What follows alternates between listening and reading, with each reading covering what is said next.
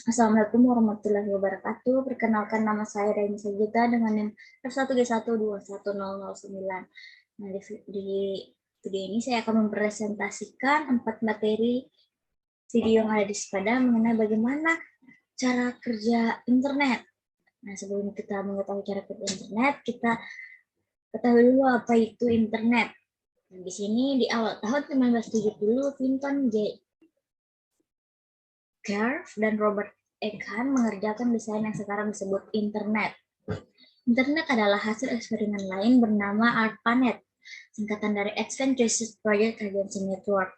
Nah, jaringan ini merupakan induk dari teknologi internet yang sudah mendarah daging di setiap aspek kehidupan manusia.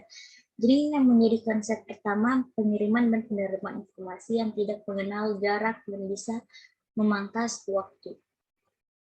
Dikembangkan di bawah Badan Proyek Penelitian Lanjutan sebuah badan Departemen Pertahanan di US.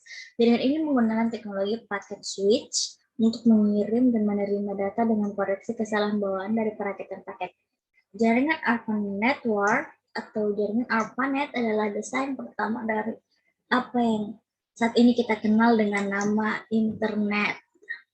Selanjutnya, internet adalah jaringan dari berbagai jaringan. Internet menguatkan miliaran perangkat di seluruh dunia. Jaringan memungkinkan kita terhubung dengan laptop atau ponsel melalui Wi-Fi, lalu koneksi Wi-Fi tersebut terhubung dengan penyedia layanan internet atau ISP, dan ISP tersebut menghubungkanmu dengan miliaran perangkat di seluruh dunia melalui ratusan ribu jaringan yang saling terhubung. Nah, satu hal yang tidak dihargai kebanyakan orang adalah bahwa internet sebenarnya merupakan filosofi, rancangan, dan arsitektur yang ditunjukkan melalui serangkaian protokol. Protokol ini adalah rangkaian peraturan dan standar yang dikenal baik, bahwa jika semua pihak setuju untuk menggunakannya, mereka akan dapat berkomunikasi tanpa kendala. Selanjutnya, nah sini cara kerja internet. Bagaimana sebenarnya internet bekerja? Nah, secara fisik, tidak lebih penting dari fakta bahwa filosofi rancangan telah memungkinkan internet untuk beradaptasi dan menyerap teknologi komunikasi baru. Ini karena agar teknologi baru dapat menggunakan internet untuk tujuan tertentu, ia hanya perlu mengetahui protokol mana yang harus digunakan. Seluruh perangkat berbeda di internet memiliki alamat yang unik. Alamat di internet hanyalah angka, mirip dengan nomor telepon atau semacam nama jalan, yang unik bagi tiap komputer atau perangkat di tepi jaringan tersebut. Hal ini mirip dengan bagaimana sebagian besar rumah dan bisnis memiliki alamat pengiriman.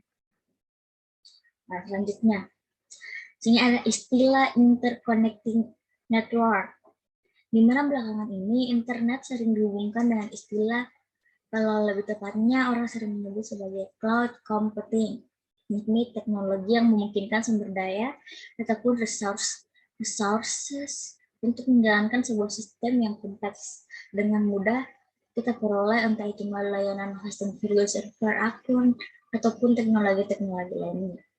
Kita tahu bahwa dengan cloud computing atau dengan internet tadi, maka hampir semua device yang kita miliki, entah itu desktop PC maksud saya, mungkin handphone, atau bahkan rumah, ataupun tools-tools lain yang berdekatan dan bersentuhan langsung dengan kita, itu sudah terkoneksi dengan baik dengan internet. Apalagi di munculnya beberapa tahun terakhir istilah internet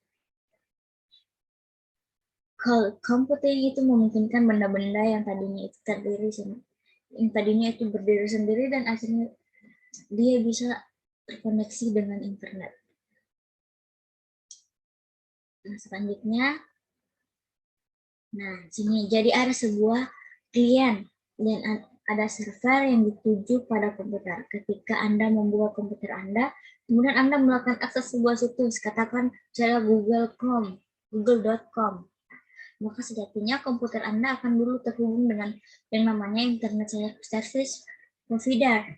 Internet Service Provider ini contohnya di Indonesia itu adalah misalnya Telkom Indonesia, melalui produk-produknya seperti Telkomsel dan lain sebagainya. Ketika Anda mengeksekusi atau meminta layanan dikumpul ke Anda ke google.com, maka dia akan mengontak dulu service provider.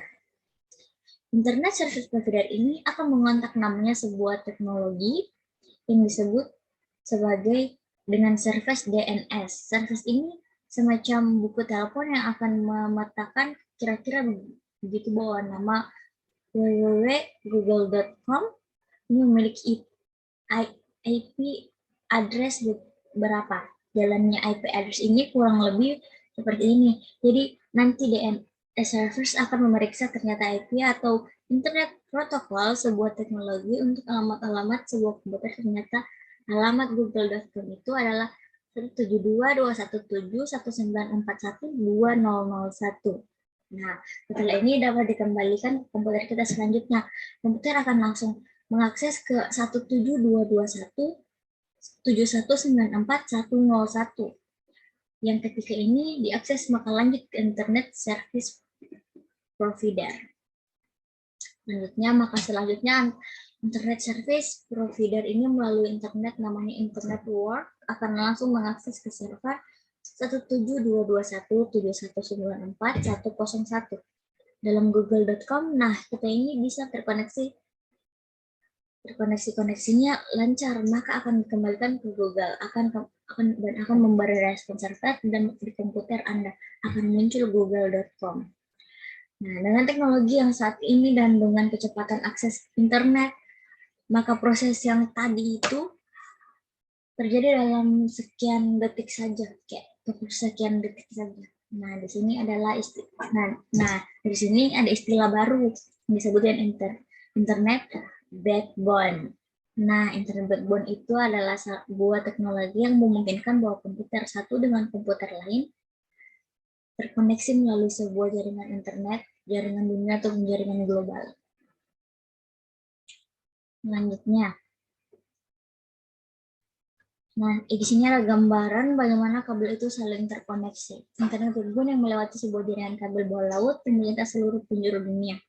Ini adalah usaha-usaha yang dilakukan oleh perusahaan besar dalam rangka menghubungkan antara satu benua dengan benua yang lainnya melalui sebuah teknologi kabel yang kita singkat dengan internet backbone. Sekian presentasi dari saya. Bila ada kurang dan kesalahan mohon dimaafkan. Billahi taufiq wal hidayah. Assalamualaikum warahmatullahi wabarakatuh.